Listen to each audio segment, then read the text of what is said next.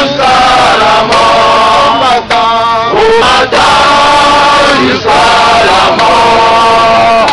Combattant jusqu'à la mort. Combattant jusqu'à la mort.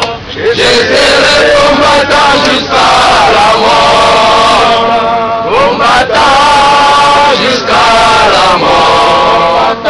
Combattant jusqu'à la mort.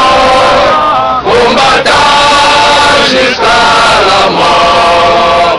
Je serai combattant jusqu'à la mort. Nous demandons une minute de silence pour nos frères qui sont morts dans les Béni et puis dans toute l'Est du Congo. Une minute de silence.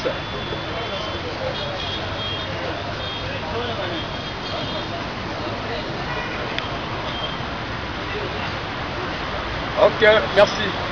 Nous passons la parole directement à notre rapporteur et nous lire notre message de ce jour. Collectif des parlementaires debout de Kinshasa, représentants du peuple congolais de toutes les tendances politiques. Compatissons avec nos sœurs et frères massacrés à Beni, à Tchimboulou, ainsi qu'aux plus de 6 millions de morts tués ça et là, vu la réalité politique actuelle de notre pays. Nous disons ceci. 1. Réquisons M. Kodjo pour sa qualité de facilitateur d'un dialogue qui ne reflète pas l'esprit de la résolution 2277 et qui n'incarne pas l'espoir d'un avenir meilleur de notre peuple. 2. Nous demandons l'annulation de la date du 1er septembre 2016 annoncée par M. Kodjo pour éviter la colère suprême du peuple. 3. Le respect de la Constitution oblige au président Kabila d'organiser les élections sans les délais constitutionnels, sans dépasser même un jour. 4. Nous mettons en garde tous les politiciens ayant en eux la pensée d'entreprendre les accords politiques visant le partage du pouvoir au détriment du peuple congolais. Car il y a un adage qui dit: il est bon de laisser un policier s'enfuir que de laisser un traître. Cela veut dire que le peuple ne donnera jamais la chance à tout celui qui cherchera à les trahir. Opération Toyebinda. 5.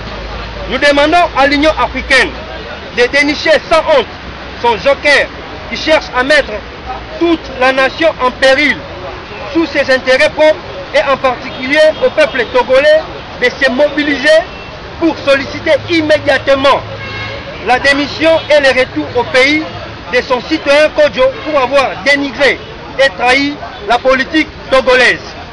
6. Nous sollicitons l'implication visible de la communauté internationale et des États-Unis d'Amérique, comme ce fut le cas du Mali, de la Libye, de la Tunisie, de la Côte d'Ivoire et d'autres. 7. Nous informons à tous celui qui voudra s'accaparer du pouvoir par la force que l'article 64 de la Constitution nous avait déjà prévenu de lui résister par les soulèvements populaires, chose qui ne manquera jamais. Que vive le peuple congolais, que vive la démocratie.